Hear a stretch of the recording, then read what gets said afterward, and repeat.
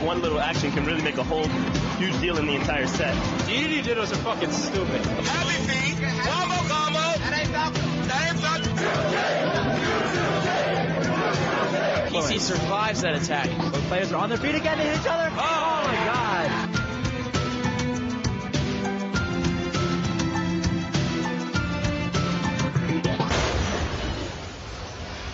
What's good, everybody? Welcome to Directional Influence episode 51, brought to you by VV Gaming. I am your host, Rapture, sitting in my now lowered bunk bed, which is really awesome because now I'm farther away from the ceiling, which is cool. Bringing you guys the next episode of Directional Influence. And along with me, I have some, co-hosts, I guess, that we don't see as much. I would like to name Will, who hasn't been on the show in forever. How you doing? Yo, what's up? What a coincidence. I'm laying on my bed as well, and it is very comfortable. It is. I'm very comfortable, too. And then, of course, we got Matt. Matt, how you doing? Pretty good. Good. Not lying in my bed. Not lying in his bed. In fact, Matt is like fucking aluminum foil. Shoutouts to the aluminum foil that has been destroying our ear canals. We started recording the show when he got on Skype. So, anyway, so this is episode 51 of Directional Influence, and tonight we got enough to talk about that it warrants two segments. First off, we got Xanadu, which Matt and Will went to. I was unable to go, considering I don't have a ride and all that kind of stuff. And then after that, we're going to talk about a little bit about eSports competitive gaming in general. There was an article on Shuriken.com where eSports leagues go wrong with the fighting game community. And as part of the fighting game community, us Smash players at least do have an opinion. So we're going to talk about that, talk about the article, and then the obviously issue in general. We're probably going to go over MLG last year, that kind of stuff. So with that, we're going to continue on with the 51st episode of Directional Influence. So stay tuned.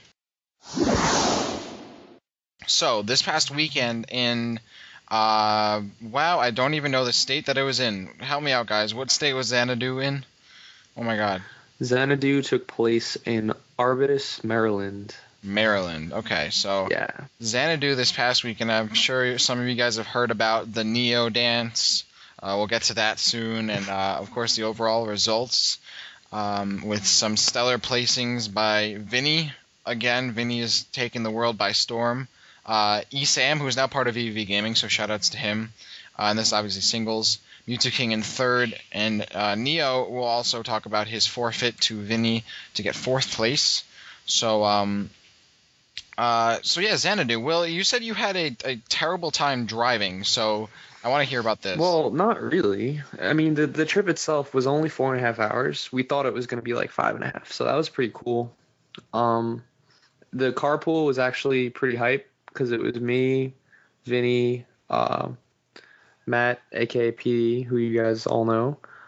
We had the Buzz in there, and we also had Kieran Blaze, which is always a treat because he usually works every Saturday, so we don't get to like chill with him as much. So that was cool. We had it was pretty much like an original carpool. This is like going back to like 2000, like early 2010 status. This used to be our carpool to like every tournament every weekend, so that was a lot of fun.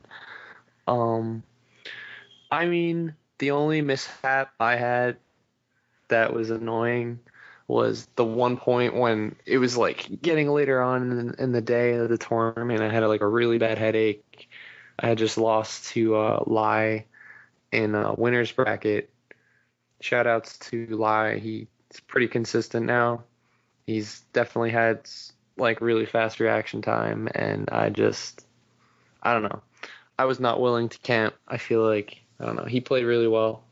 And after that, like, Kieran and Matt wanted to go get food, and we went to this Taco Bell / Long John Silver's, which I had never seen before, but apparently those are combined in Maryland. And Yeah, it was interesting because we had to find our way back manually through the crazy abyss that is Maryland at nighttime. So that was fun. Don't take directions from Coney. Oh my god. Is the moral of the story. Yeah, Coney tried to direct us to this. Well, he directed Kieran, and then Kieran gave the directions to me, and it kind of didn't work out. We ended up doing a whole bunch of circles, but we eventually made it back. So it was a little scary, but especially considering I was driving Vinny's car for like one of the first times. I hate Vinny. Vinny, if you're listening, I hate your car with a passion. Oh my god. I hate it. I had to drive it to K-Tars, you guys all know. His car does not accelerate. It does. And it doesn't have like modern conveniences for me to use, like a GPS or like plugging things for your cell phone or radio. His cigarette lighter thing doesn't work, so like you can't actually charge anything. And I'm convinced that his defogging things under the mirror doesn't work either. I'm convinced. Yo, but all his radio presets are for like rap and like it's really all that fun. kind of music, so you don't have to worry about that kind of music. So Vinny's got that on lock. Yeah, Vinny obviously, and Vinny did really well. Vinny ended up actually having a really good turnout, $180 for his win with Game & Watch, Ice Climbers, and Peach. Is anyone going to stop Vinny? Because clearly ESAM, Mewtwo King, all of them really The can't Buzz do that. can stop Vinny. The Buzz, but someone finally stopped the Buzz. Yeah. Minty can stop Vinny. Minty wasn't there. But Minty doesn't go to tournaments anymore. Unfortunately. But, Unfortunately for everybody. Unfortunately. But Neo was actually able to, garner a win against the Buzz to the point that... I think he also beat Logic as well. Ooh, so two double Olimar wins right there. And everyone knows, well, you all should know the infamous Neo dance now because it was put to Gil's theme.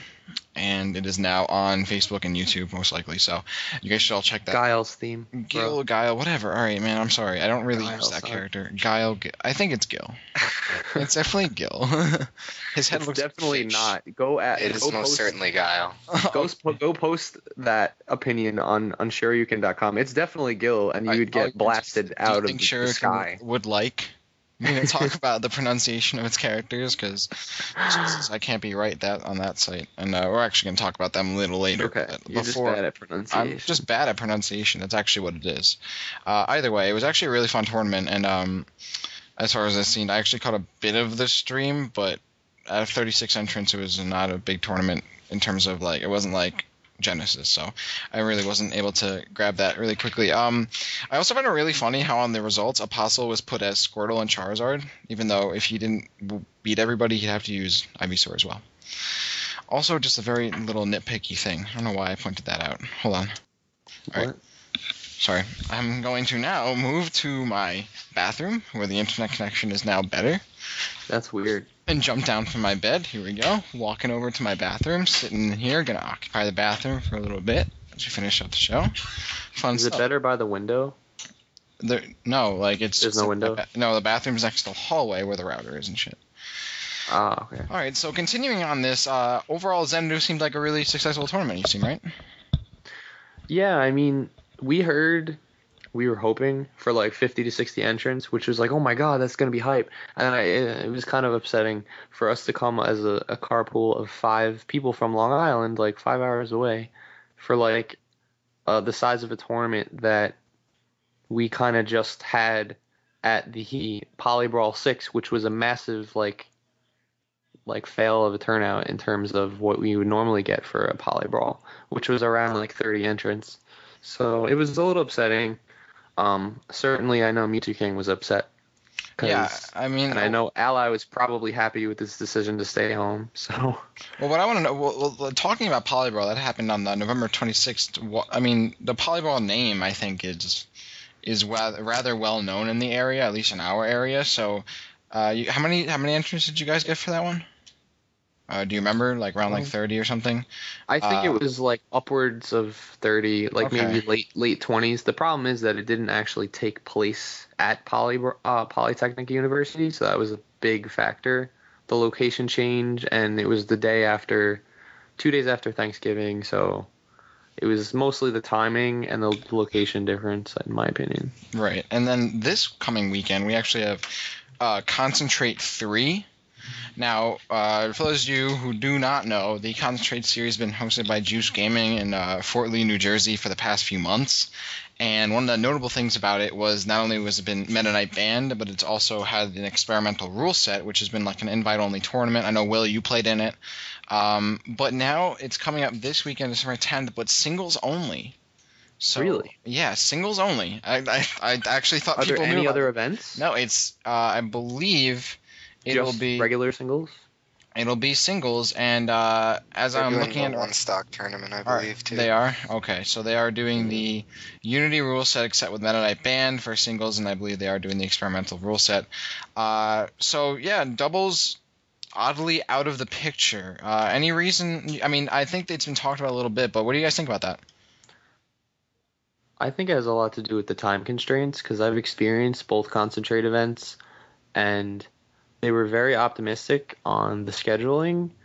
But the second time around, they ended up doing everything. We had doubles, singles, we had the one stock event, and just like it was too many things going on. We didn't get finished until really, really late, especially since everybody knows Brawl singles lasts forever. That's just one of the major drawbacks of Brawl right now, which is why they're experimenting, I think, with the one stock rule set, which is cool because it kind of likens the game a little bit more to other competitive fighters. And to be honest, it does make it really exciting, and like as much camping as there might still be, and you're going to play really safe with that one stock, you're also going to like play a lot smarter. And I don't know, it kind of gives it more of a thrill. And I think, isn't it best 3 out of 5 instead of best of 3? Yeah. Yeah, so that's always cool too. So Well, you get like more counter pick chances and Yeah. Well, you played in it. I remember, at least in the first one, because I didn't go to the second one, but I remember watching you in the first one, and yeah, I got. I mean, you got booty. You got. There was no booty. seating. Yeah. There was also no losers bracket. It's you just lose and you're out. And I had played Wyatt. Yeah, that was HD. fun. No, but well, tell me, how does that feel to play in that kind of, like, considering that you've been playing, Brawl for, since 2008, obviously, and it's, been 3 stock for who knows how long, which is the beginning of the game. How is it different? Do you like it more? Do you think it's worth? Well, for the one round where I got to successfully score a game, which was the first round, right. It's tough because, especially in certain matchups, like I usually take my first stock or two to figure out how to even get in on characters with projectiles. But I feel like if you have like a gimmicky play style like I do, that one stock is all you need, like, to land all your tricks. Like, even if they won't work again, if they work once, it's gonna give you so much more of a reward. So it was actually really fun. Because I don't remember what happened, but like at the end of game 1, I ended up pulling off some like really stupid like headbutt into like up smash him out of it, and he died at like 80, and I was at like 200 or something. So yeah, like that was really hype, and people like cheered for it. So it brings a little bit more excitement to it because people will actually watch you play a one stock match as opposed to like, oh, they're at 3 stocks. Let's come back later when there's like 1 stock left. Right. So it's more exciting to watch, in my opinion. Okay. Yeah, I mean, I would definitely agree. I think it was really exciting. And I remember doing commentary for that tournament and having to, like, literally turning to somebody to talk, and then I turn back around and the game's over. I'm like, okay. Because normally in a game of Brawl, I mean, not only do you have the same... I mean, technically you have around the same amount of stocks played overall in, like, these 2 things, but the way the stocks are played is definitely different. But overall, that's right now where we're sitting right now. That's where Concentrate 3 is looking to go to singles only, experimental rule set. I'm not sure if I'll be able to make it out, but hopefully I will. And since I don't really play doubles anyway, where the remote makes difference. So yeah. Dude, Concentrate is like the new shit though. Like it is. It's been getting the second one was so big, like for tournaments nowadays in New York, New Jersey, and if 3 is any sort of like way to keep up that pattern, it's got to be huge. Like so many people came from, like, I don't know, like Ally and Holy came to the last one. I don't know if that's so much more out of region will come this time, but then again, I haven't really been keeping track. But you should definitely hit that up. There's no reason not to go. If you want to drive me, skip all your finals. Well, considering I don't have any finals on a Saturday, I guess I will skip all my finals. Thanks for the contribution, though. Anyway, so moving on, next segment, we're going to be talking about eSports and the fighting game community together. What is the relationship? Because it seems like Shuriken has sort of spiced that topic up a little bit thanks to an article from Tom Cannon on Shuriken.com. We're going to talk about that and how Smash works into all of that and all of our opinions. So stay tuned. That's coming up right now. All right, everybody. Now it is time to talk about eSports, the term that many people hate. It's a weird word, but we all know what it means. It means competitive gaming, and games like StarCraft 2 and Dota and Halo and, all the big competitive games. I don't know why I said Halo, but wow. All the jab at Halo players.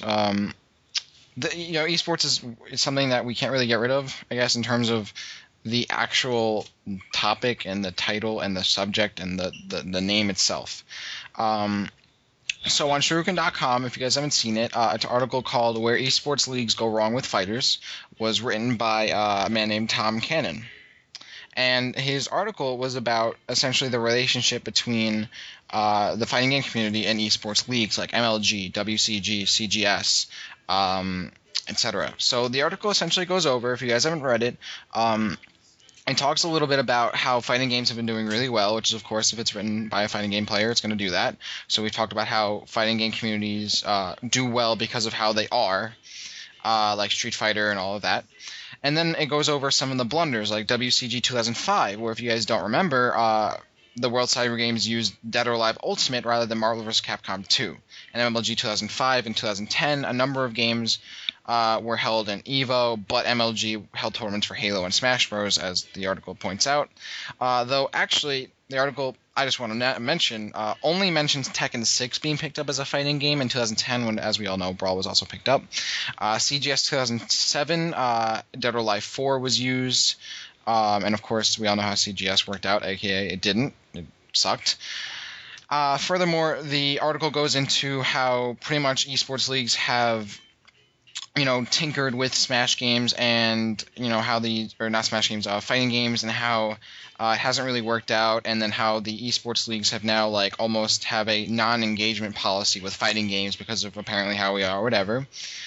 And it goes on to say how fighting games have actually worked with esports, and then where we go from there. So you guys can definitely take a look. I'll try, if I remind myself, to post a link in the blog. You guys can check it out. And I know, Matt, you've definitely taken a look at it. Will, I just sort of gave you an update on it because you're on your iPod. You can't really look at it, and I've read it. So I want to talk to Will first because you went to MLG, and you've obviously been with Smash for years. What is your opinion on this? What do you think is the relationship between esports and the fighting game community? How do you think it should be? Give me any opinion on this sort of topic. I mean, going to MLG was definitely an amazing experience.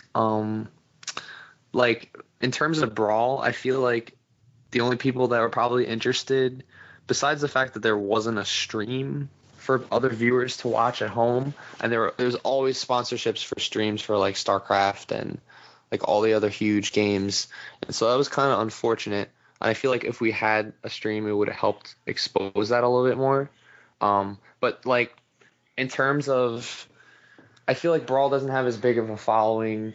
So it's not as big as a spectator sport, I guess you can say, or spectator esport. When it comes to games like Halo and Modern Warfare and StarCraft, those games, they're based on live stream fan bases. So it's almost like you could have bleachers of people just sitting there watching. When it comes to fighting games, it's really only down to even if you watch a game like Marvel vs. Capcom, when I first started watching that game, it was exhilarating to me, and at the same time, I couldn't tell what was going on at all. Until you actually play the game and sit there and watch it a lot, you won't even be able to follow it and keep up with all the pretty colors, all the dazzling effects. And I feel unless if you're a competitive, a competitive player yourself for a lot of these fighting games, unless you can't really appreciate it as much. So maybe it's almost like they're catering toward what what the masses watch. Like, it's really based on what the online live stream fan base is, I think, which is unfortunate. And I guess that's why they're kind of making that separation now between. Did they not have any fighting games anymore in MLG? Well, right now, no. It's StarCraft 2, Halo Reach, Call of Duty Black Ops, and I think they're tinkering with Dota. So, no fighting games this year, as far as I know. Sigh. I don't know, man. It's not cool. Matt. But I don't know, like, what can we really do about it besides, like, build up our own base of players that watch and support and are entertained by, like, what we do? Yeah, I mean, where we sit right now, it's an odd situation because we're a genre that, in theory, would, a genre where, in theory, it seems like it would work really well for competitive games. Look at StarCraft 2, and honestly, I want to start this right now. I hate the StarCraft 2 fighting game comparisons because they are so different. But what we do know is that the main draws for fighting game competitive fighters and competitive StarCraft is one-on-one. And, to be able to market and, advertise a player rather than a team is completely different. It's like, what NASCAR is and all that kind of stuff. It's huge to get behind a personality rather than as a team, which can be changing all the time, like it's in Halo or Gears or Call of Duty. So to have a fighting game community, or the fighting game community in general, which is obviously all 1v1, and, there are side events, but we know what I'm talking about, is something that on paper should be really easy to market. However, the fighting game community, I feel like, is just as much to blame as the leagues. I think, the things like the WCG incident, the CGS things were mostly based on sponsors. I mean, the WCG is heavily influenced on what developers do, which is why you'll see games like Dead or Alive. You'll see games like, just random games that, because the developer put a lot of money and a lot of time and a lot of investment into that, rather than Capcom doing it, for example, for Marvel 2 or for Street Fighter or whatever the game it was at the time, to do so. That's why you're not going to see it. MLG sort of the same way. I'm pretty sure Capcom doesn't want to work with MLG, so you're not going to see it there. That's why you're most likely going to see Mortal Kombat, which I think had like a little bit of like a tournament at MLG, but it was like win the most games in a row and you win the tournament, which isn't really a tournament at all.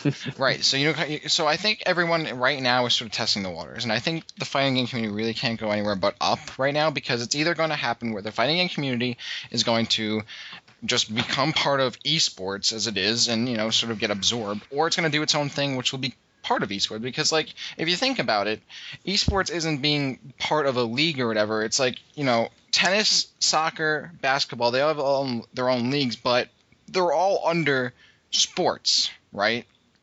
And the fighting game community is probably in the same position. It's all under competitive gaming. It just really doesn't have like a league for it, and not necessarily doesn't even really need one either. I think the fighting game community is perfectly fine how it is.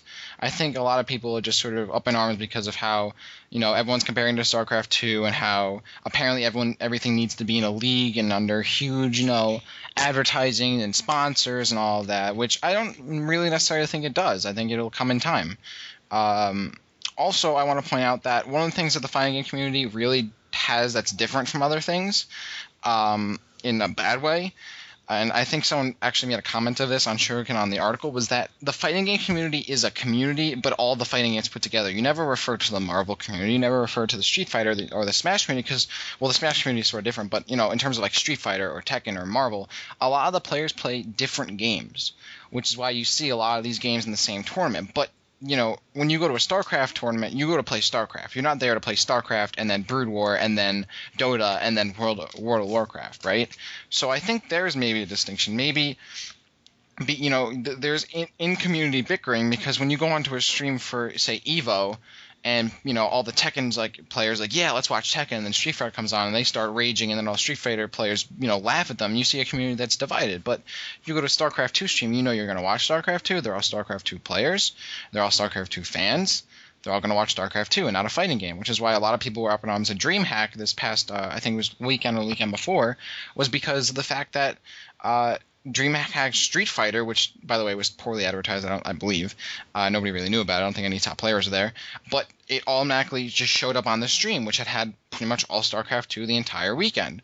So I can understand for StarCraft 2 fans to be like, what the hell, when Street Fighter comes on, they don't want to watch Street Fighter. It's a weird... I think everyone's really going about it the wrong way. I think everyone just let it be.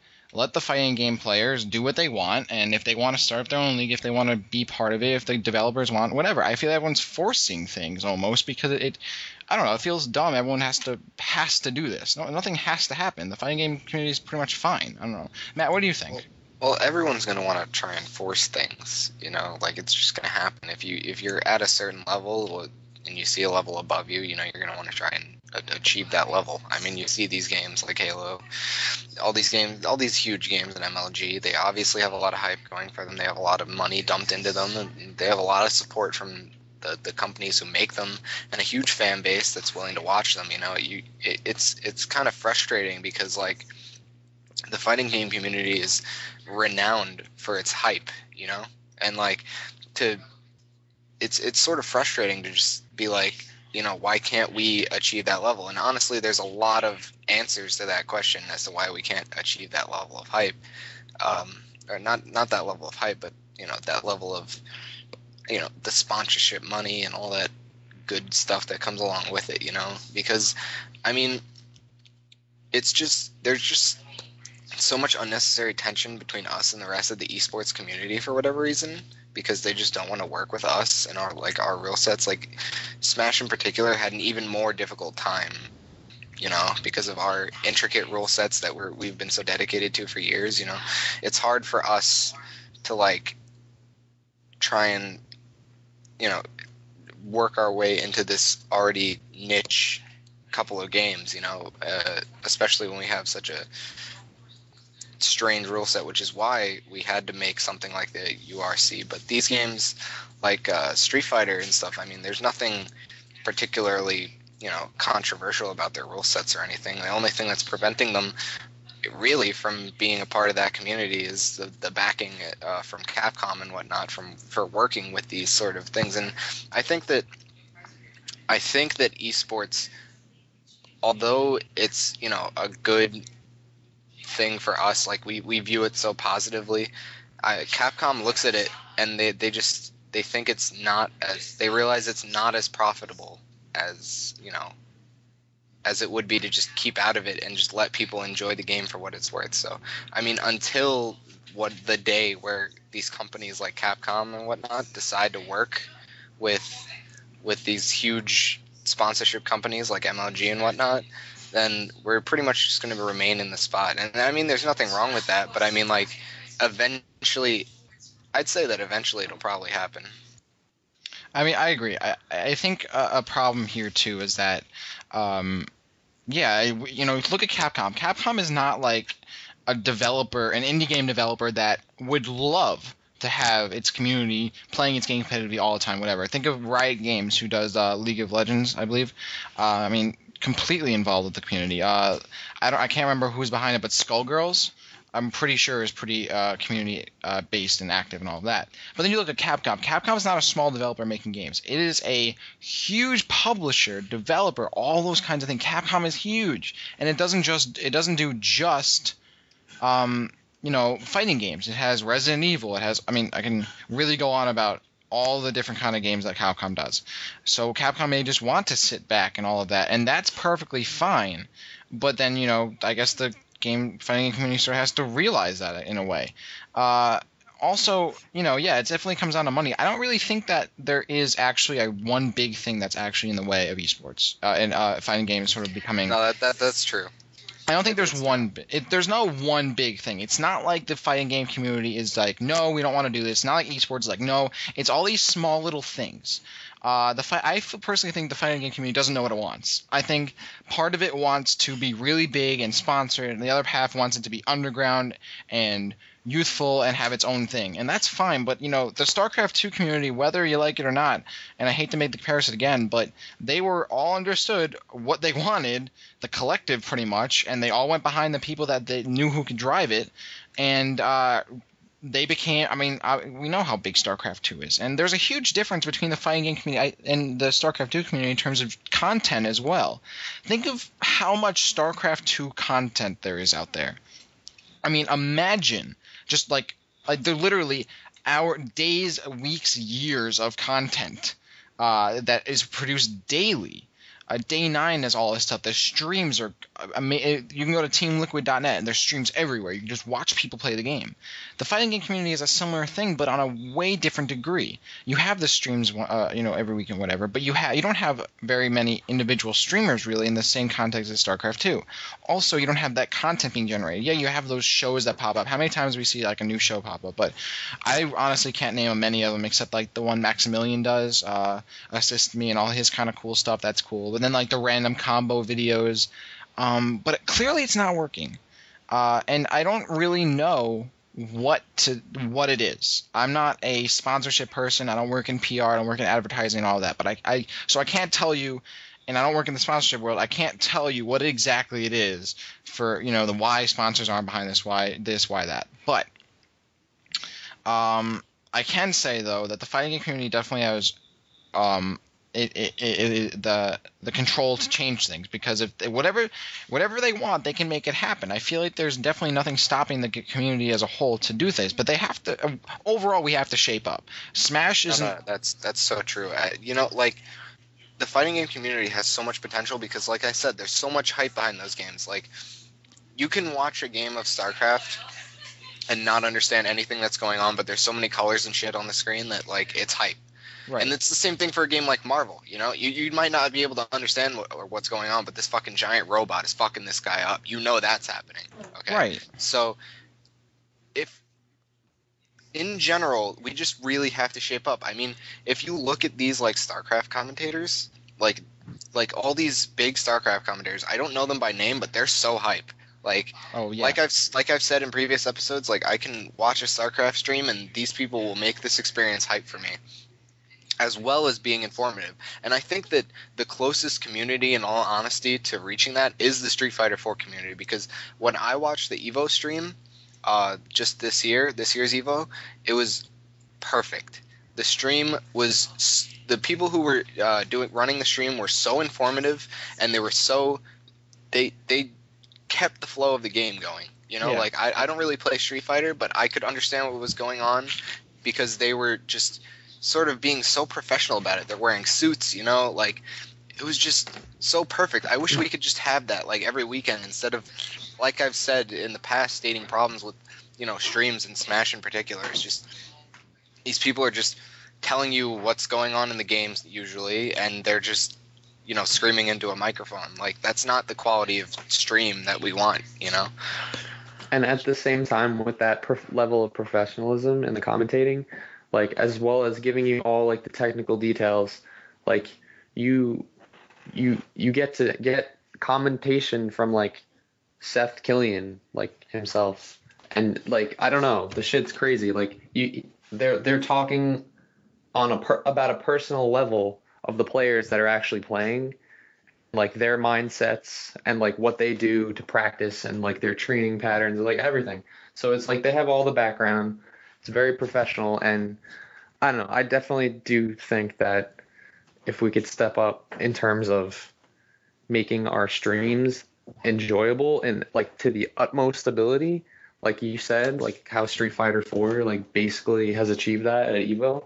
I mean, that's definitely a huge factor in itself. Yeah. And just as a specific example, even recently, Riot, who obviously makes League of Legends, had just came out with their first streamer spotlight, which is like there are plenty of streams for League players. I mean, plenty of like Fnatic. I mean, all these big teams, Fnatic, SK, TSM, all these big League of Legends teams, they all have players that stream.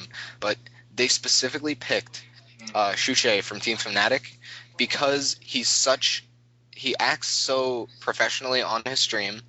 He's polite to people in game, and he's a good, entertaining player to watch, And I think that was an incredibly smart move by Riot, because these sort of commentators and streamers, like they're your gateway to a whole nother world outside of your community, Like these are the people who are the catalyst that are going to bring your game into the spotlight.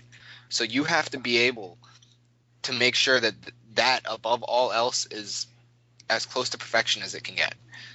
Yeah, I agree. And I think also that also brings us back to the developer support, which is unfortunately sort of kicks us out of this whole equation and us as in Smash Bros. Because of the fact that Nintendo really doesn't give any fucks about competitive Smash. Any fucks. But you can't help but deny that Blizzard definitely loves the StarCraft 2 phenomenon, and they know it because you know how many people must have bought StarCraft 2 because of the competitive scene. I bought StarCraft 2 because of the competitive scene. I remember watching commercials for StarCraft 2 back when the game was about to come out, and I never really heard of StarCraft before then because I really didn't know anything about RTSs, competitive RTSs, or just RTSs in general.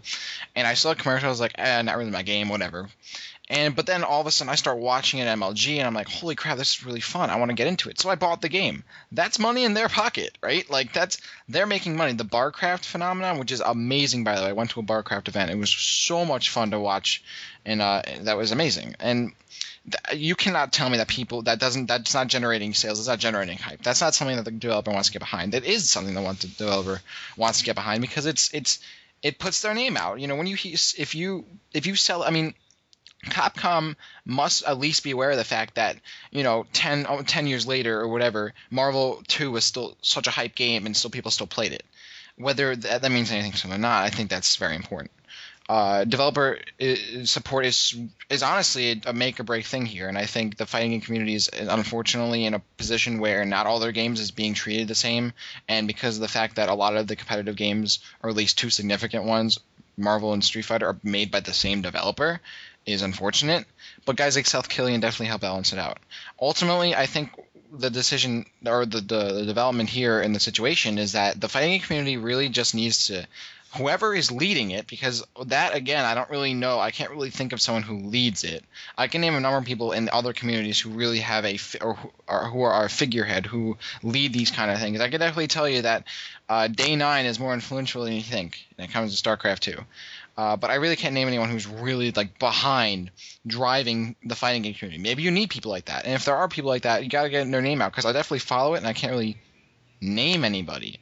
And those are the kind of people that are going to be like, all right, we are going to make our own league, or we're going to make a circuit, or we're going to hype up our events a lot more, or we're going to talk to developers, or we're going to do this, we're going to do that, and you got to do it.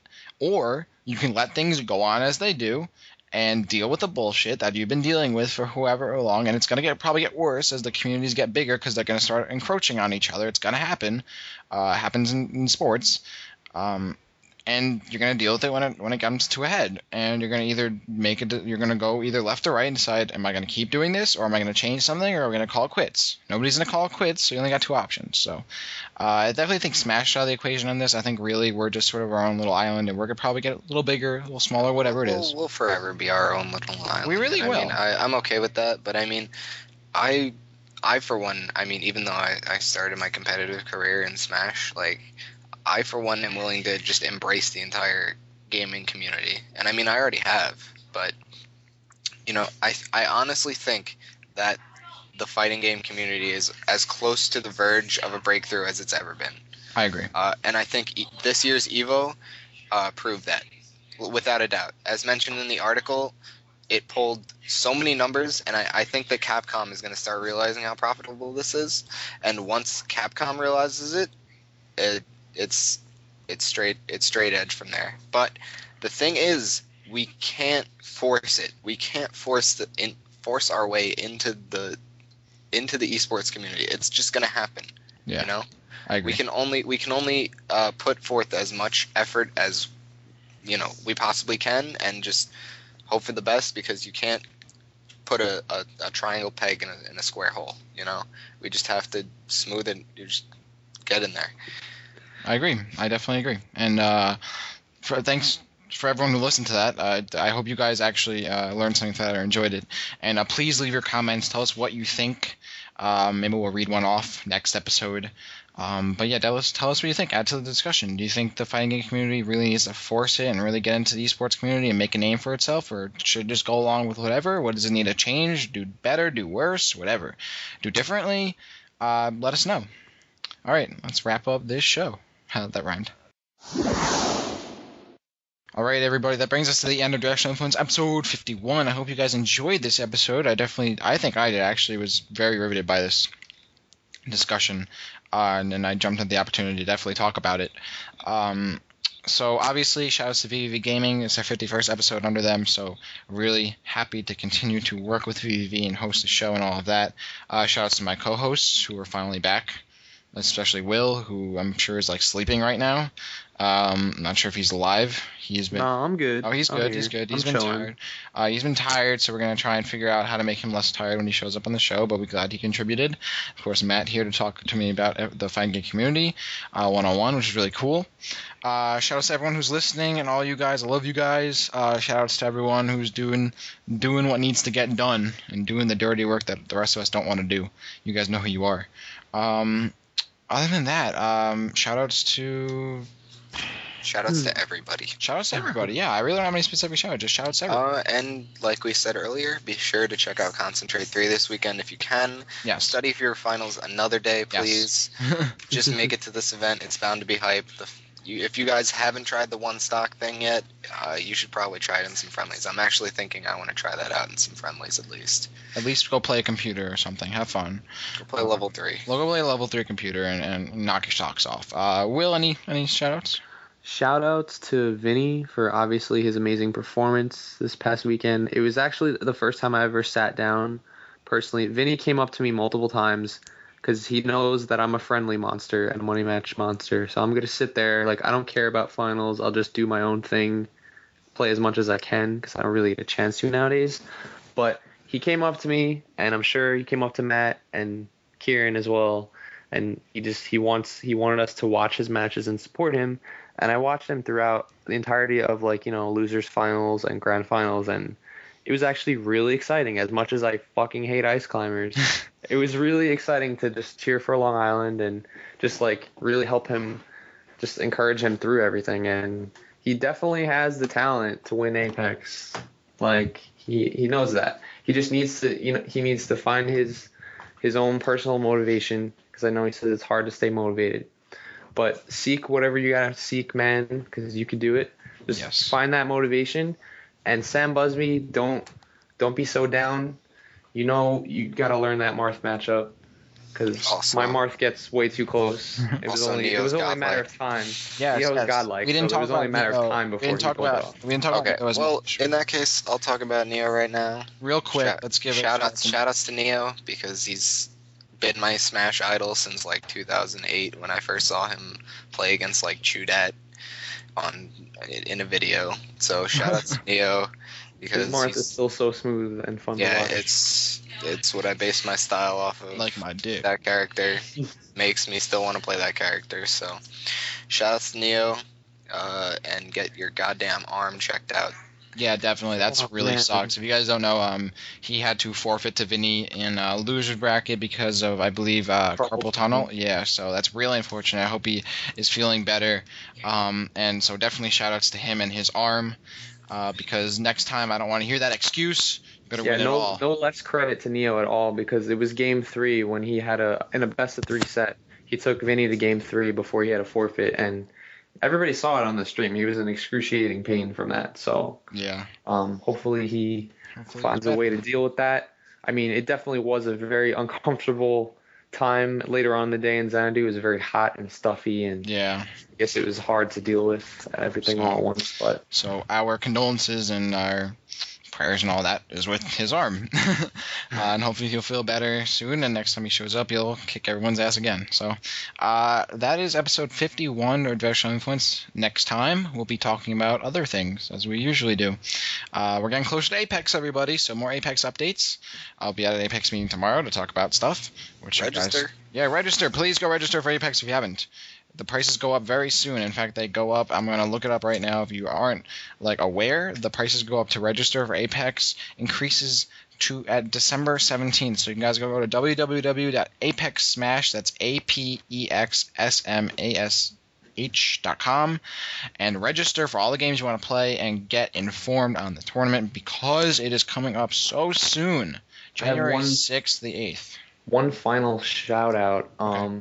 It's actually a very serious shout out, although it may sound comical at first.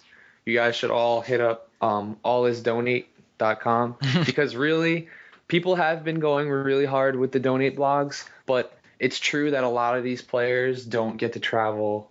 And if you really see from their perspective, like, I know like Trevante for one has like a heartwarming story. He never really gets to leave his region because I know for sure I haven't even really heard of him until kind of recently, and he's really good, Fox and everything. And he got like a massive amount of donation that's going to allow him to go to Apex. And along with that, I guess, I don't know if you pronounce the tag AI site, which we all know is Ankoku, but he made, as alternate tag on All Is Brawl. He's decided to match every donation leading up to December 30th of 2011 for any Brawl players that get donations to go to Apex. He's going to match those donations. Wow, So, that's Dan Koku for being a god.